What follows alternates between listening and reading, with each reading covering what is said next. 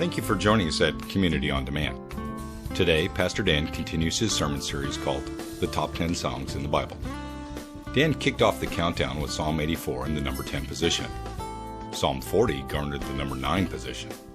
Last week, we learned that Psalm 1 came in at number 8. Many of us are becoming angry and upset over the evil and wickedness that seems to be steadily increasing in our country and culture. Securing the number 7 spot in our list is Psalm 37. From Psalm 37, Dan shows us King David's ABCs of anger management, showing us how to manage our anger as evil rises in our world. This message was recorded during a live Sunday morning service at Community. Let's listen in as Dan begins. You know, February 7th, just a couple of weeks ago, the President delivered the State of the Union address and to Congress, the joint session of Congress, of course, you know, everybody else that was there.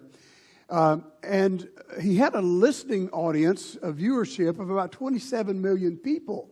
Sounds like a lot of people until you go back and look at the State of the Union address in 2017, when there were almost 48 million viewers that watched the State of the Union address at that time. Now, at the end of his speech, I like the end of his speech, because at the end of the speech, he began to talk about different things being sound. You know, the conscience of America is sound, different things. And at the very end, he ended it like this: the State of the Union is sound. And of course, got an applause for that. And I hope it's true, but I did some fact checking. I want to share some things with you this morning that will give us a little bit of concern. First of all, just looking into some of the things that's going on the last couple of years. In January of 2022, an ABC poll, which an ABC poll is usually a pretty liberal poll, an ABC poll came out that claimed that only 20% of Americans are very confident in the integrity of the American election system. 20% are very confident. Here's something else that came out. According to another ABC News media, the Mexican cartels made $13 billion off of human trafficking in 2022. Just human trafficking. And according to the DEA, at that same period, over 379 million doses of fentanyl were seized and secured by the FDA, by the DEA here in the United States last year. Then in December, this past December, the CDC reported that a staggering 110,236 people died in that single 12-month period of drug overdose in America only. And it causes this. It says that fentanyl was the chief culprit in the overdoses last year. Now, here's another report. According to the Insider, which is a news media outlet, this is staggering. There were 647 mass shootings last year in the U.S. Can you believe that? Causing over 44,000 deaths in the United States of America. Folks, do you realize that is more deaths than the Iraqi and the Afghanistan war combined caused of Americans? According to The Hill, which is another news outlet, in fact, that's 5 times as much. I made a mistake there. That's 5 times as many Americans as were killed in the Iraq and the Afghanistan war. According to The Hill, last year, Russia spent $82 billion on the war between Russia and Ukraine, and the United States has appropriated $113 billion to the Russian-Ukraine war. Mr. President, the nation may be strong right now, but I say when you look at the statistics, there is a crisis of wickedness and evil that is weakening the foundations of our nation. We can see that. Now, when I think about the wicked, evil people who are destroying our country, I can't help it, folks. I get angry. I get angry at incompetent leadership. I get angry at corrupt politicians. I get angry at biased news medias on either side. I get angry at evil, wicked drug cartels that are killing our kids. I get angry when I go to the grocery store to buy eggs, to the gas pump to buy gas, you know. And I get angry at the stupidity of the war on American energy. The craziest thing I've ever heard of in my life. Preach it, Brother Dan. In Houston, anyway, not in California, you know.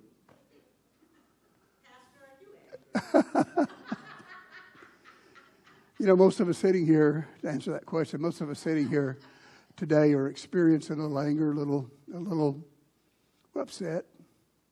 We think about these things. We fret. We worry. We get a little angry because of wicked, evil people who are systematically destroying our American culture and our communities and our way of life. And many of us today, we're thinking outside the box. We're thinking about ways to protect our families. We're thinking about ways to prepare for hardships in the future.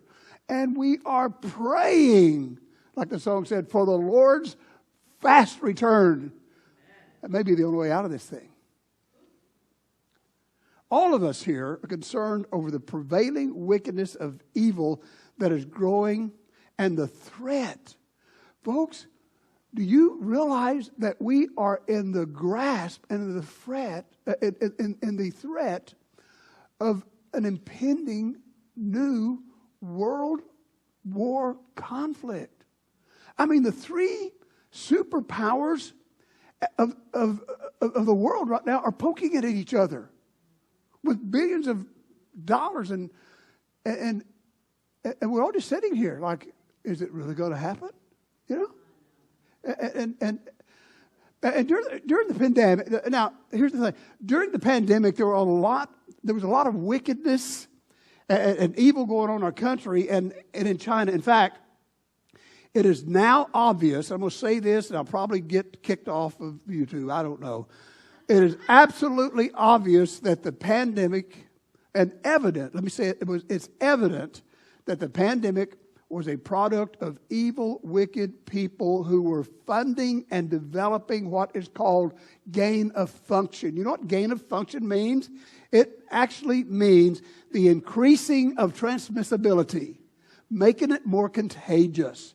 And they were experimenting with that on a flu virus, and it caused the deaths of millions of people and crashed economies. And when I think about that, folks, I get angry. And the cover-ups, you see. But during the pandemic, when all of these Psalms were being tweeted out, Psalm 37 comes in at number 7 on our countdown. It's one of my favorite Psalms on our countdown of the top 10 songs in the Bible. And when you start reading that Psalm 37, you will see the word wicked or wickedness 14 times in the one chapter. You will see the word evil or evildoers 4 times. Now, let me tell you, as we get ready to jump into this psalm, let me tell you something about that. This is one of those acrostic psalms where they took the Hebrew alphabet and used each letter of the alphabet to lead off one of the stanzas. The very first one Aleph is in the title, a song of David. And so what the psalmist does is he goes through this alphabetically and organizes it with that kind of alliteration. And so I'm going to call this sermon this morning the ABCs alphabet, the ABCs of anger management. He's going to talk about stuff that makes us angry, and then he's going to show us how to, would everybody just calm down and be able to handle the anger. Now, what David does, and David is the author of this one, what David does is he uses the word fret 3 times. Let me tell you what this word means, because when I think about fretting, I'm thinking about like whining and griping and just, putting off. But the word fret is chara. And here's what it means. It literally means to get upset and overly angry and get hot and start burning in anger in your throat. That you're burning with anger. So that's what the word fret means. And so what David does here is 3 times he says, don't fret. He says, don't fret because of wicked evildoers, because they are withering, they are worrying, and they are worsening. And there's not anything you can do about it. He says, don't fret, don't get angry. And so let's just look at what he says there about controlling anger when he's talking about these people. First of all, he says, they are withering. Their workers are withering. Look at verse 1 and 2 here. Do not fret because of evildoers, nor be envious of the workers of iniquity, for they shall soon be cut down like the grass and wither as the green herb. Here David is saying, don't become overly upset and angry or jealous of evil, wicked people, because they have no future. This is all they have. He's saying, in fact, they're going to be cut down, they're going to dry up, and they're going to wither, and they're going to blow away. And they're going to be gone. And they will not be here anymore. History teaches us this. History teaches us that evil, wicked people, like, say, for instance, Nero. Remember him in the Bible? Well, we don't know much about him except what we read. Or how about you older guys here? Hitler? Or for not so old, Saddam Hussein? You see, these guys were horrible. They were evil, and the psalmist is saying to us, don't be overly obsessed, preoccupied, upset, or jealous over evil, wicked, diabolical people, because their horrible, disastrous end is coming. Every one of those guys ended up in a disaster. I mean, I think it's funny. Saddam Hussein's crawling out of a spider hole, And so they are withering. Second, he says their wealthy are worrying. Let's go down to verse 7. Skip down to verse 7.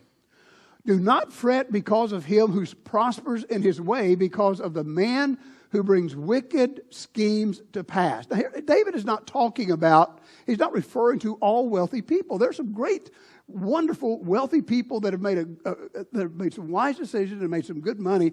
But what he is talking about here, he's referring to wealthy people who profit off of what he calls wicked schemes. Evil ways of making money. Does anybody come to mind when you think about that? I started looking some things up, and one of the richest drug dealers of all time was a guy by the name of Pablo Escobar. I think he was the head of the Medellin Colombian drug cartel down in South America. And he was worth $33 billion. I think he even made the Forbes list of the top richest men in the world, But he was gunned down at 44 years old by Colombian police, and it's over for him. He's gone.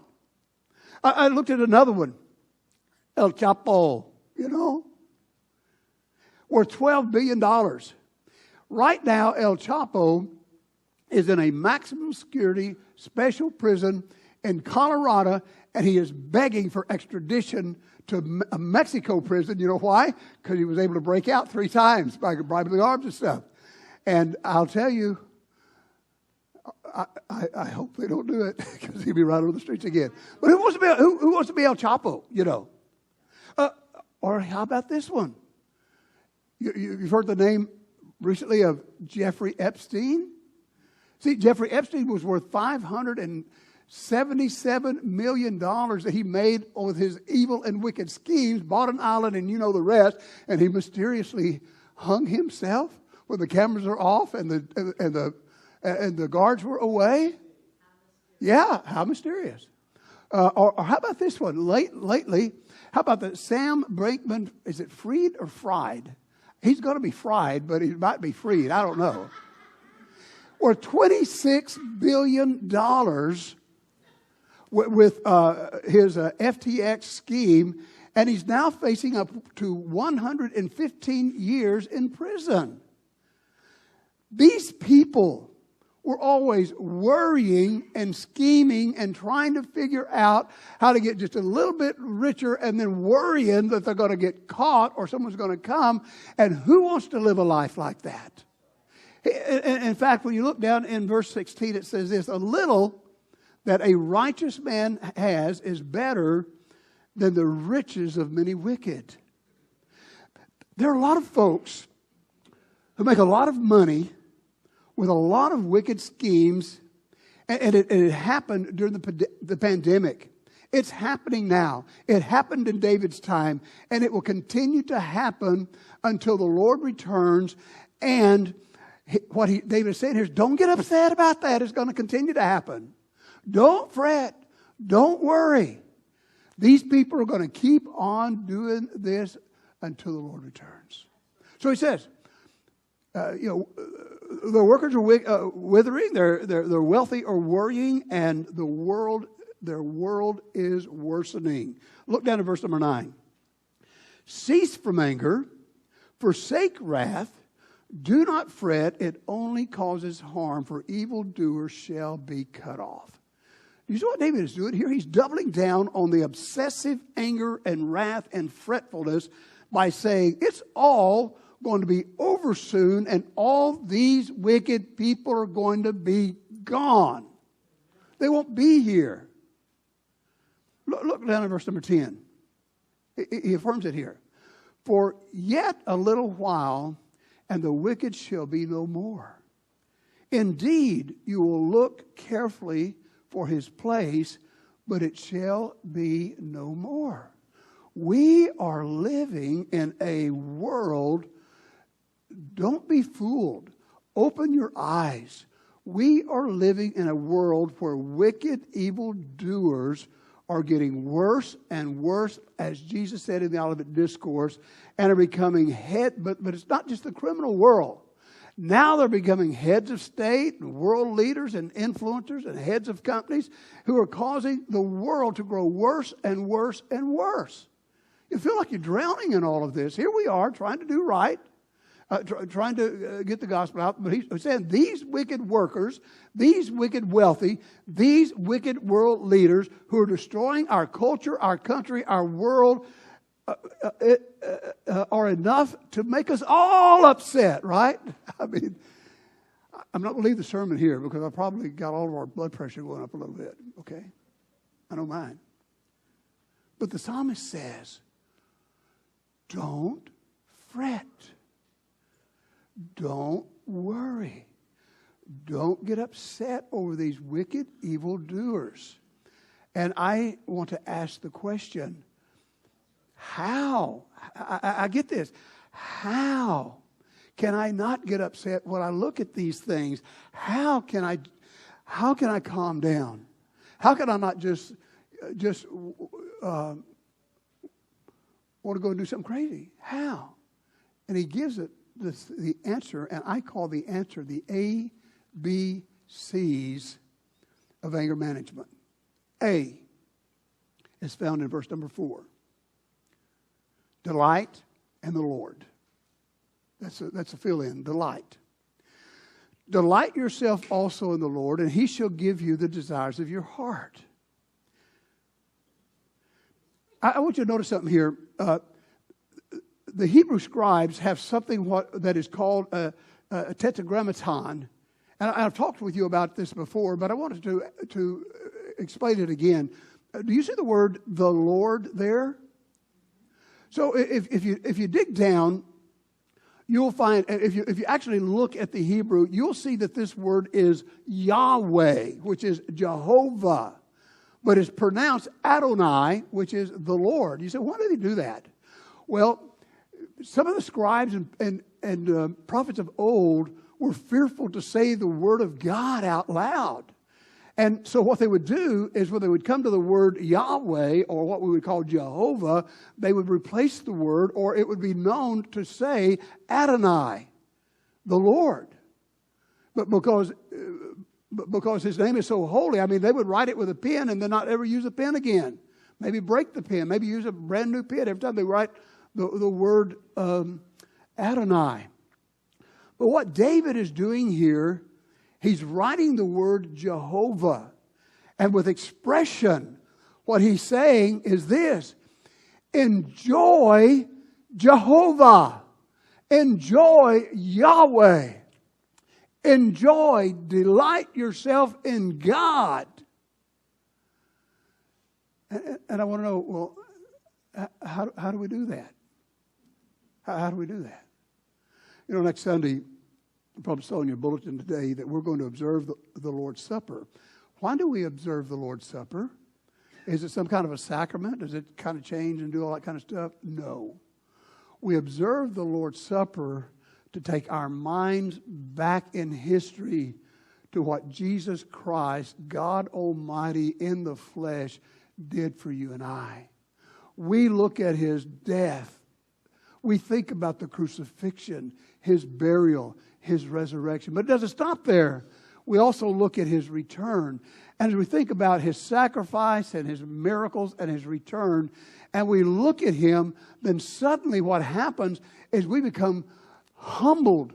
We become grateful. We become overwhelmed. We become awestruck.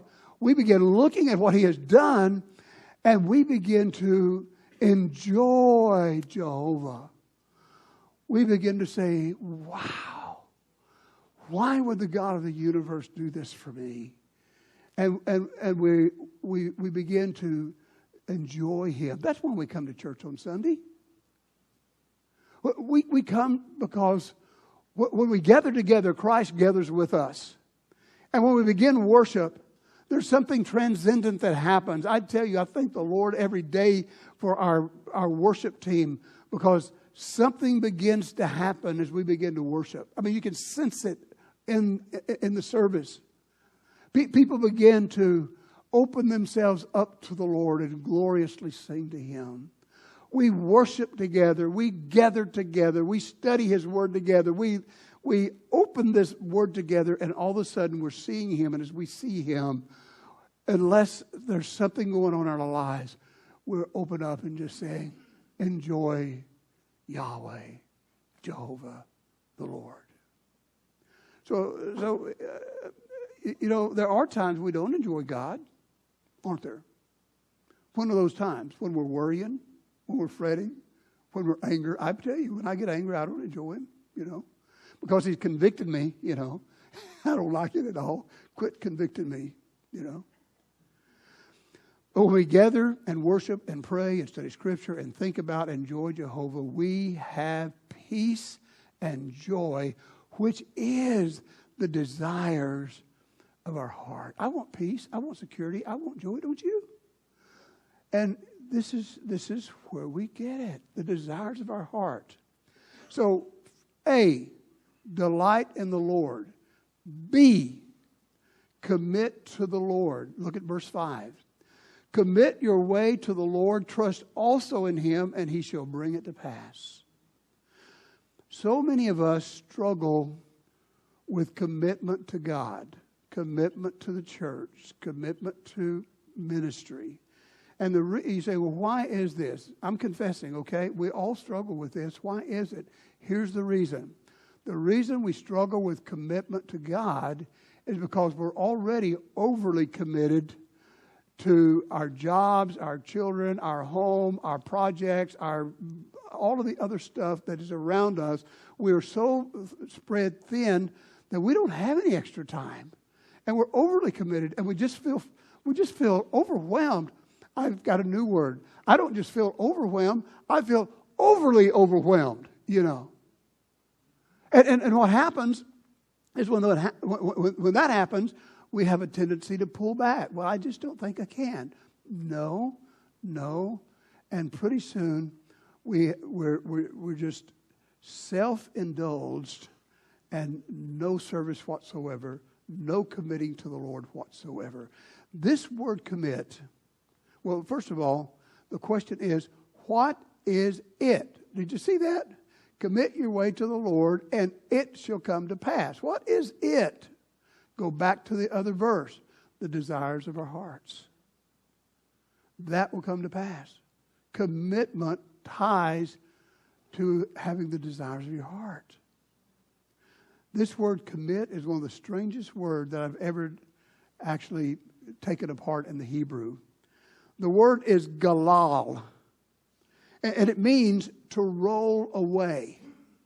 And when you go back and look it up at its usages in the Bible, you'll find that Jacob went up to the well where the shepherdesses and the sheep were coming, and there was a stone on the well, and he rolled it away. You'll see when Joshua and the kings went and fought the 5 kings of Gaza, and these kings ran and hid in a cave, and they took a stone and rolled it up there, and they finished battling. Then they came back to the kings, and they rolled the stone away. This is in the Hebrew, so you're going to find it in the Old Testament. So you find it over and over and over again. And I'm thinking, that is a difficult word when you're talking about commit. How is it that it means roll away a stone from the mouth of a well or from the mouth of a cave? Here's what David is doing. And here's what psalmists do a lot. They're painting a word picture. And that word picture right here with this one word pictures someone that is walking through the desert. That someone is tired. That someone is thirsty. And that someone is about to pass out, and he sees a little oasis down there, and he gets to the oasis, and he finds a well that's got water. He knows that if he can get the water from the well, he can drink the water. He can take a lot of water out. He can take a bath. He can just have a great time with the water that's in the well. But when he gets close to the well, he finds that there is a huge stone on the mouth of the well. And to get to the refreshing water underneath, he is going to have to make a difficult effort to roll the stone away so that he can drop the bucket down in and get some of the refreshing water, some of the desires. His desire is water to get the desire. You say, how does this make sense? How does this word make sense right here? It's a picture. Here's the picture. God's refreshing spirit and word are like water, living water.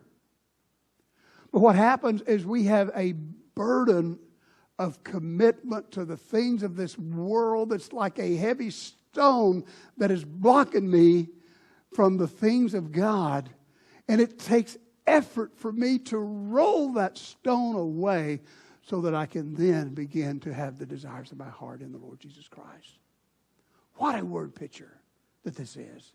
Look down in over in Psalm 42:2, it says, "My soul desires for God, for the living God. When shall I come and appear before the Lord?" Our souls thirst. But oftentimes we don't know what our soul thirsts for.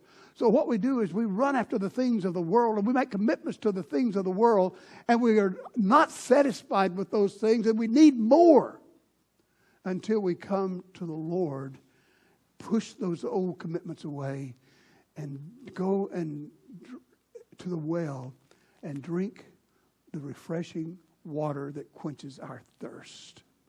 To commit to the Lord means roll away some of the things that keep us from Him. A, delight in the Lord. B, commit to the Lord. C, rest in the Lord. Look at verse 7. Rest in the Lord and wait patiently for Him. Here the psalmist is saying when evil, wicked people seem to be prospering, scheming, and corrupting and controlling our lives, we need to figure out how to calm down, stop, and patiently wait for Him. Now here's the question here. I always like to ask questions. The question is, wait for what? And it says, wait for Him. But wait for Him to do what? I need to know. Well, the psalmist tells us in the next few verses what we're waiting on, what we wait for. 6 times he is going to use a word here. Let's see if you can find the word that's going to be used. Look down in verse number 37. We're going to skip. We're going to kind of skip from through verses 9 through 37. So the first one says, "Those who wait on the Lord shall inherit the earth." Verse 9. Look down at verse 11.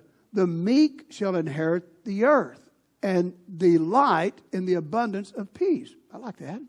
Look over in verse number 18. "The upright and their inheritance shall be forever."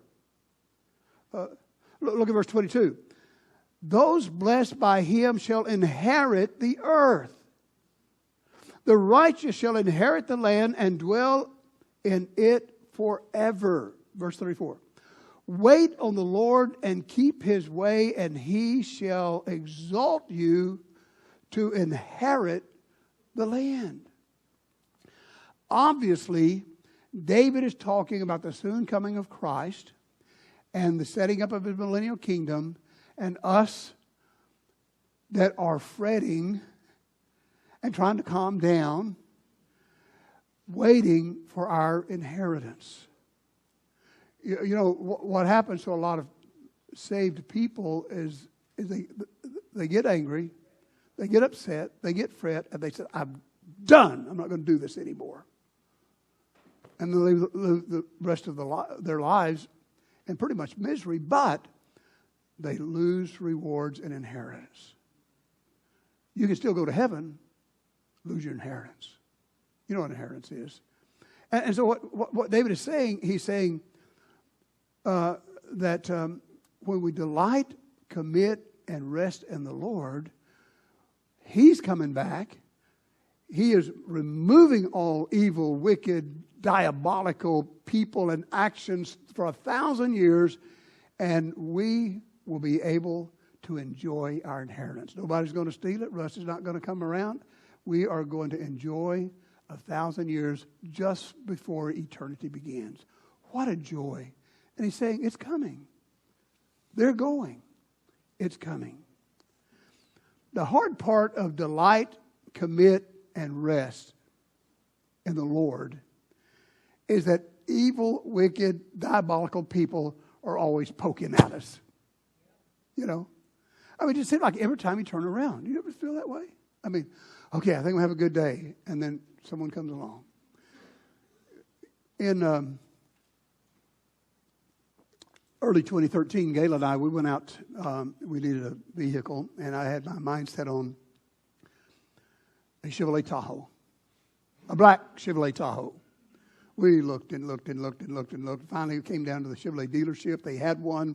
It didn't have a lot of miles on it. It wasn't brand new, but it was like new. It's everything we wanted, and we bought it.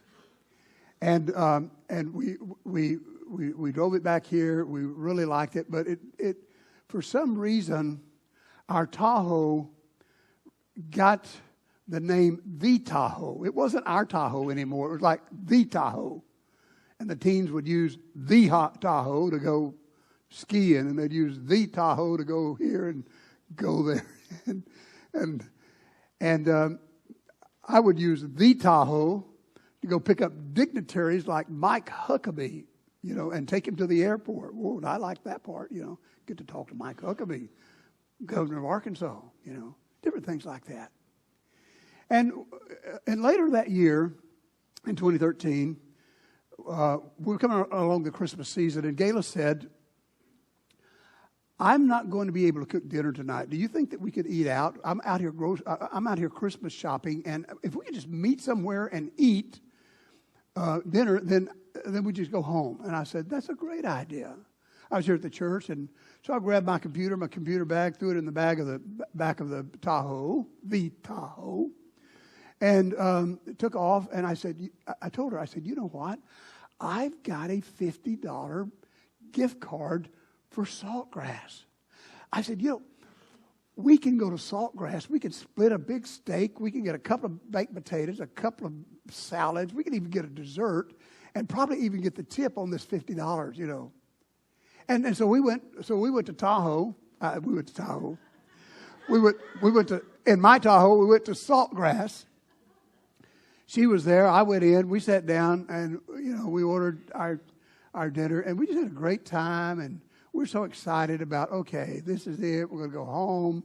We're going to have a relaxing evening. And so she went to her car. I went to the Tahoe, and I felt a little eerie about something. And I started the Tahoe, and it sounded like I left a window down. I thought, I'd never do that. And I looked back, and the back passenger's right-hand window was broken out, and there was glass all over the seat. I looked behind the seat to grab my Apple laptop and case, and it was gone. I couldn't believe it. I called the police. And I was pretty angry, because in that laptop, I had all of my sermons. I was working on my master's degree at that time. I had all of my schoolwork in there. I had all of the church's account numbers in there. All of our credit card numbers in there. My account numbers. Everything was in that laptop. I called the police. They got there pretty soon. We talked. I said, what are you going to do? And he said, well, I'm just going to tell you something. I'm going to be honest with you. He said, this happens all the time up and down 45 here. And to be really honest with you, we're never going to find your laptop, and we're never going to find these criminals. Now I got mad at him. Why don't you get out there and find my laptop, Then I thought, they've got that little green thing on that I forgot what it's called. It tracks down your stuff. Yeah, find me, whatever.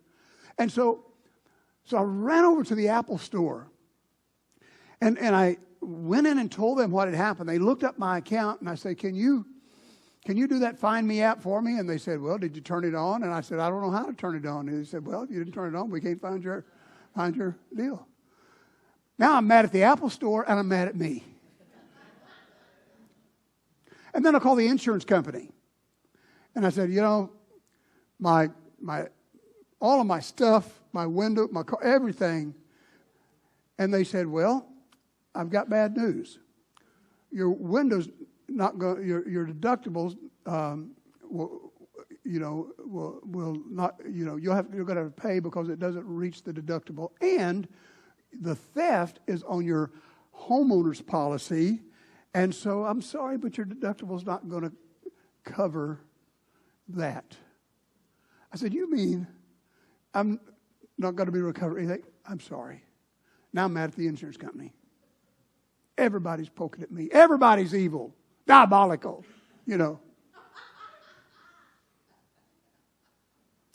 So I spend the next couple of weeks canceling bank accounts, canceling credit cards, canceling password codes. I mean, it was just, for the next week or so, is just trying to remember everything and get everything done and start all over again.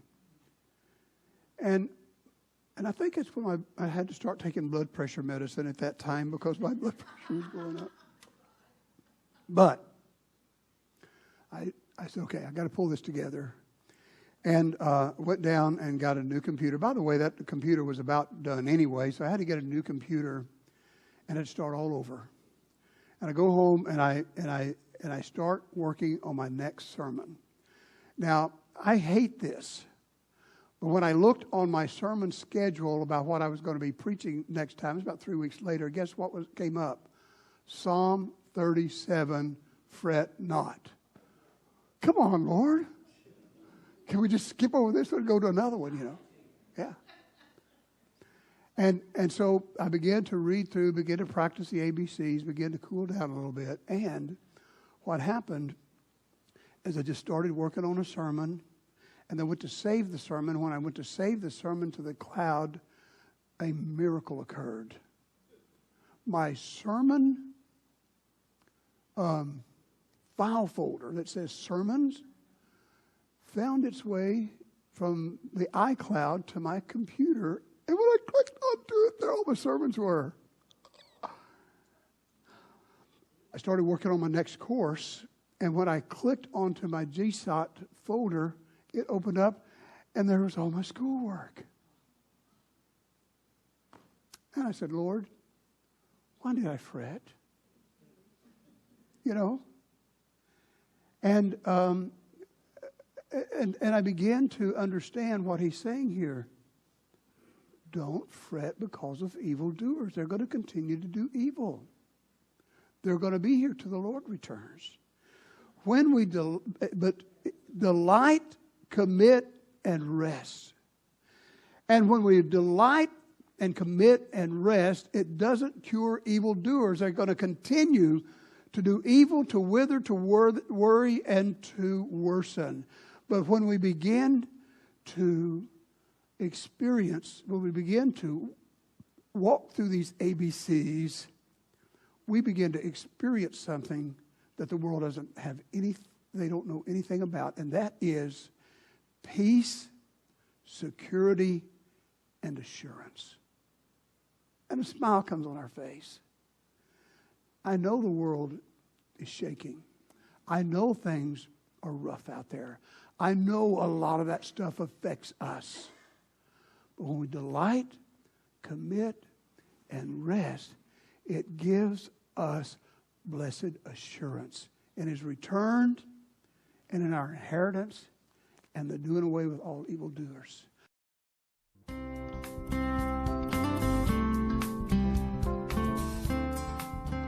On behalf of Pastor Dan and the folks at Community, thank you for joining us today at Community on Demand. Feel free to share this link with others, and please know you are always welcome to be our guest during a live service any Sunday morning at our campus in the Woodlands, Texas. For more information, just click on the link www.cbcwoodlands.org. I hope you will again join us at Community on Demand.